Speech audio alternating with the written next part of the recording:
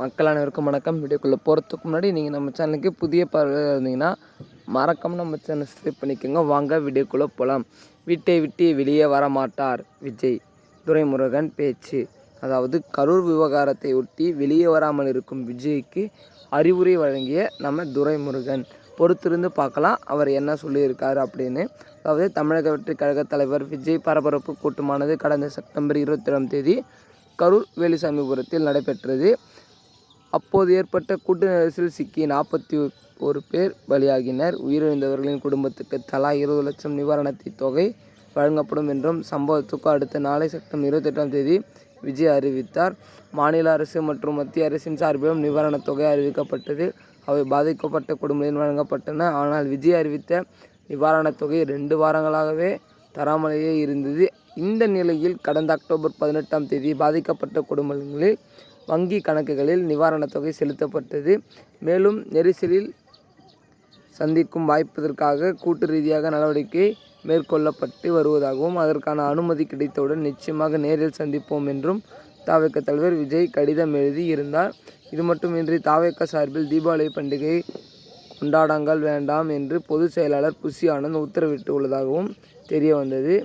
தவிக தெரிவித்த நிவாரணத் தொகையை பாதிக்கப்பட்டவர்களின் வங்கி கணக்கில் செலுத்தியது குறித்து வேலூரில் திமுக பொதுச் செயலாளர் துரைமுருகனிடம் செய்தியாளர்கள் இன்று அக்டோபர் 20ஆம் தேதி கேள்வி எழுப்பினர். அதற்கு பதிலளித்த அவர், அது அவர்களுடைய முறை.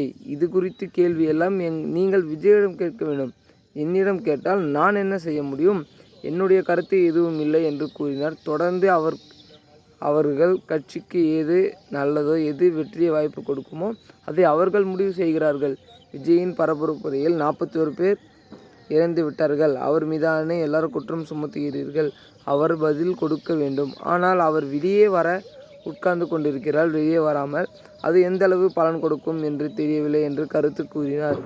மேலும் தாமதமானால் மனம் திரிந்து விடுவார்கள். அதற்கு தூக்கத்தை மறந்து விடுவார்கள்.